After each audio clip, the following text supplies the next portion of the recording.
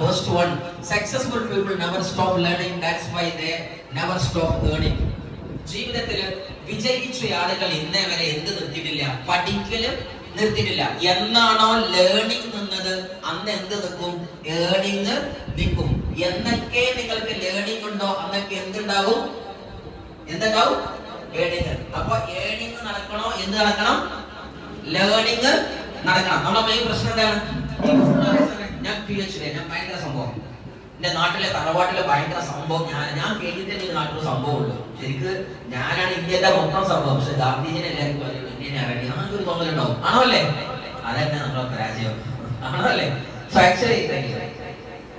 Actually നിങ്ങൾ ശരിക്കും ചിന്തിച്ചു നോക്കുക, നമ്മൾ എന്നാണോ ലേണിംഗ്സ് കൂടെ വരുന്നത് അന്നൊക്കെ നമുക്ക് എന്തുണ്ടാവും?